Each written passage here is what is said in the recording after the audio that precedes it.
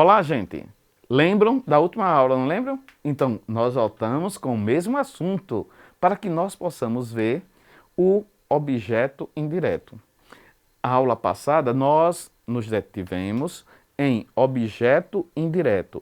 E aí eu expliquei a questão do objeto indireto, mas também fiz uma revisão com o objeto direto.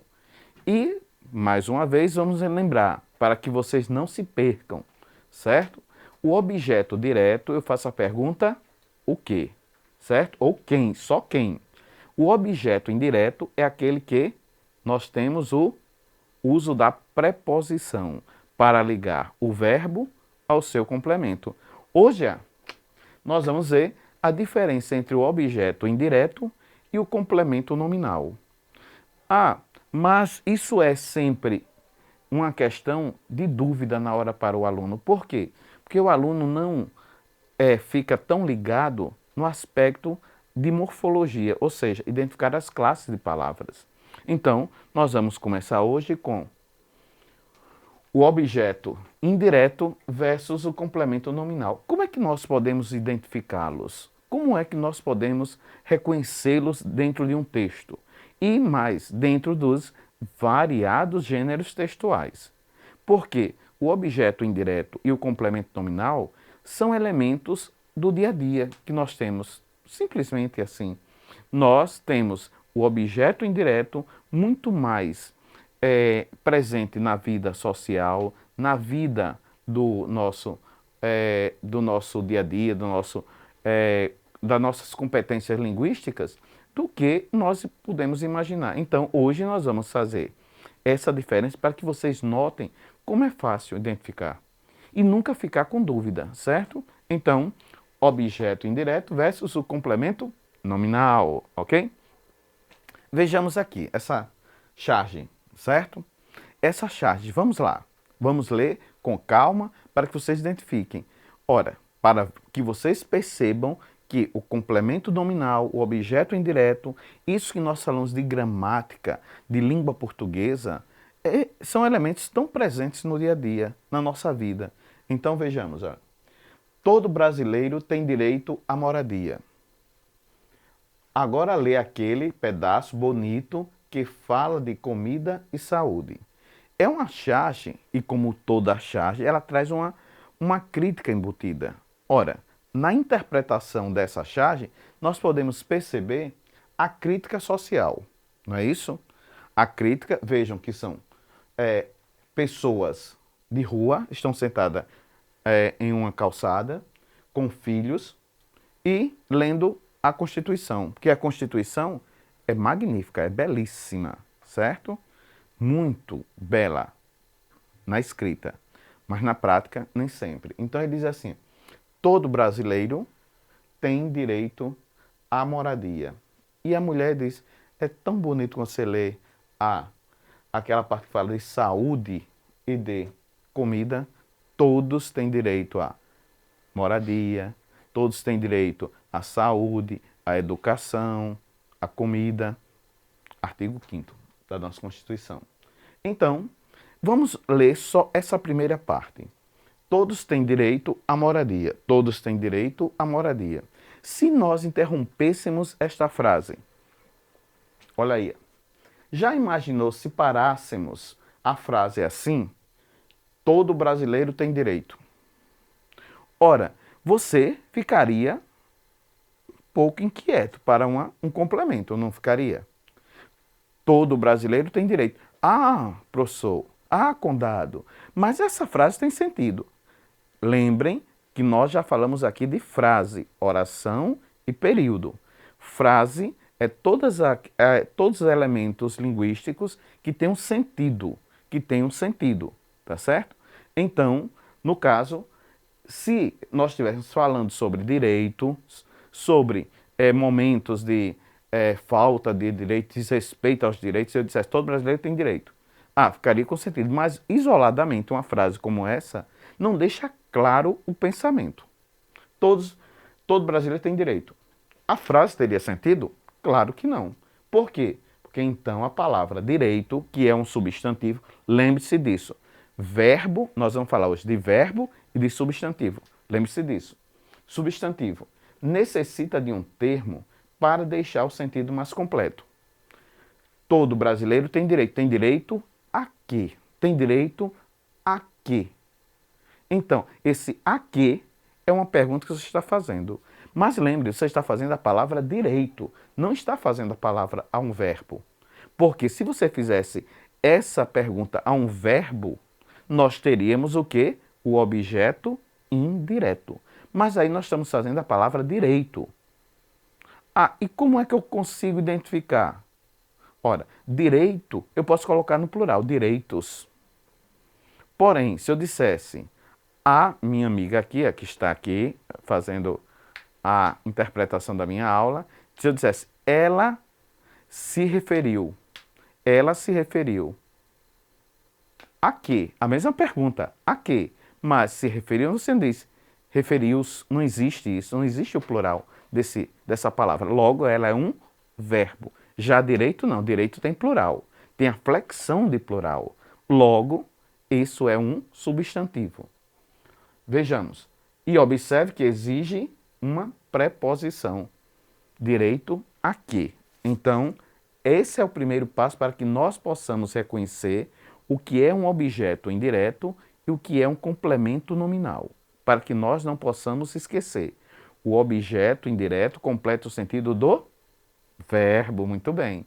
E o complemento nominal de uma palavra que não é verbo, certo?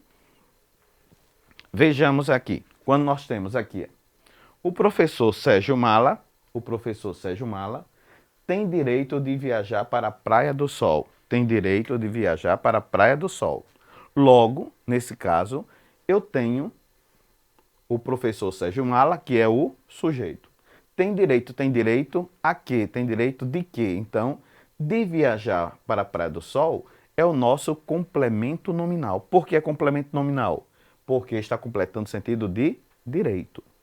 Quando você tem uma preposição completando o sentido de uma palavra que não é verbo, certo? É um substantivo, é um adjetivo, é um advérbio. Logo, nós temos o complemento nominal. Já está dizendo o próprio nome. Olha como é fácil. Complemento completa o sentido de um nome. O nome é aquilo que não é verbo, certo? Verbo. Então, ah, professor, parece um objeto indireto. Parece, sim. Parece. Por quê? Porque você faz a pergunta do mesmo jeito do objeto indireto.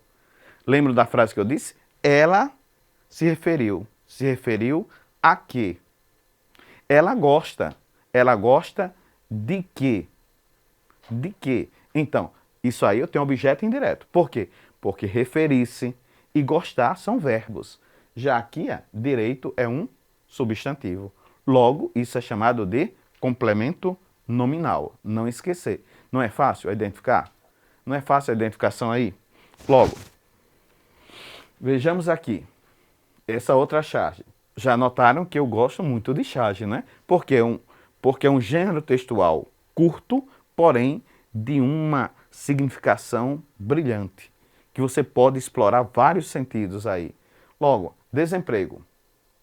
E aí você tem eco, uma montanha e o eco. E eles assim, preciso de emprego. E lá o eco fazendo, eu também. Ou seja, muitas pessoas no nosso país hoje precisam de emprego. Logo, no caso, nós temos objeto indireto. Por que é um objeto indireto? Porque no caso nós temos aí, preciso de quê? Preciso de quê? Precisar aí é um verbo. Se é verbo e vem com preposição, é objeto indireto. Objeto indireto é quando eu completo o sentido do verbo. Vejamos aí. Veja que na charge nós temos preciso de emprego. Se falássemos só preciso, eu preciso, não tenha sentido. A frase não teria sentido, a frase ficaria incompleta. Mas quando eu digo assim, preciso de quê? Preciso de amigo, preciso de dinheiro, preciso... Ora, está completando o sentido do verbo. E não seria um complemento nominal? Não. Por quê? Exato, muito bem. Porque isso aí é verbo. E se é verbo, é o quê? objeto. Se fosse uma palavra que não fosse verbo, eu teria o quê? Um complemento nominal. Porque a palavra que vem antes é um verbo. Temos, portanto, um objeto indireto. Não é fácil? Está vendo como é fácil identificar o que é complemento e o que é objeto? O complemento é ligado a uma palavra que não é verbo. O objeto é aquilo que vem completando o sentido de um verbo com auxílio de uma preposição. E os dois precisam de preposição. Interessante, não é isso? Olha aí. Vamos aos exemplos agora. Os vírus precisam de um hospedeiro. Ora, os vírus precisam de quê? Precisam é verbo, logo é objeto indireto. Pedro Paulo, o professor Pedro Paulo, né? É devoto. Se eu te chegasse e dissesse, Pedro Paulo é devoto. E o que é devoto? É aquele que tem devoção, certo? Então, se eu dissesse, Pedro Paulo é devoto, você me perguntaria, de quem? A quê? Então você faria uma pergunta. Mas devoto é verbo? Você pode dizer assim, eu devoto, tu devotas, ele devota? Não, não é? Então devoto é um adjetivo. Pedro Paulo é devoto de boas práticas esportivas, certo? Como professor de educação física que ele é, né? Brilhante professor. E aí, Jô gostava de verduras e de feijão. Exato. Porque aqui todos nós estamos numa dieta, certo? É. E alguns até de cabelo modificado. Vocês notaram, né? Ah, cabelo modificado, certo? Então, Jô gostava de quê? Gostava de quê? Gostava é verbo. E se é verbo é o quê? Objeto indireto. Vamos só relembrar. O objeto indireto completa o sentido de um verbo. Verbo, olha aqui, precisam, gostava é verbo. Então nós temos o quê? Objeto indireto. Aquilo que completa o sentido acompanhado de preposição de uma palavra que não é verbo, nós chamamos de complemento nominal. Exato. Podemos chegar, pois, à seguinte conclusão. Olha que conclusão brilhante. Essa que eu já disse para vocês, mas que fique aqui registrada. Olha, se o termo que vem com preposição vier ao lado de verbo, será o quê?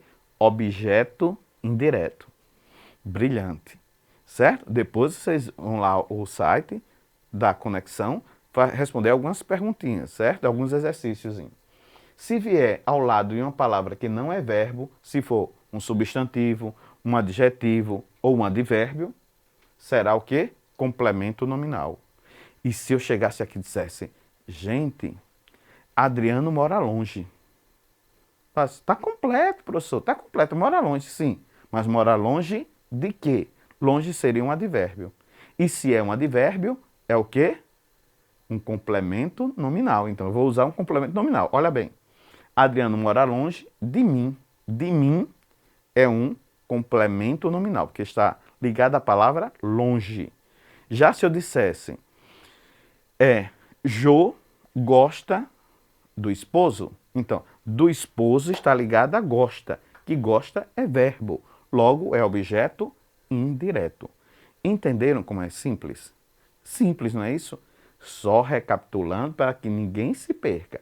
Para que você está aí assistindo, do outro lado da telinha aí, não perca o raciocínio. Verbo exige o quê? Objeto indireto. Quando não é verbo e exige complemento, nós chamamos de quê? Complemento nominal. Exato, o complemento nominal. Então, gente, só agradecendo mais uma vez a participação de você aí do outro lado da telinha e ao carinho que vocês têm. Qualquer dúvida, entre lá no YouTube, certo? Tem lá João Condado e assista alguns vídeos lá, tire umas dúvidas, certo? Estamos aqui para ajudar vocês. Agradecendo mais uma vez a SEDEC, Secretaria de Educação e Cultura, e a todos vocês, ok? Obrigado, gente. Tchau, até a próxima, hein? Tchau.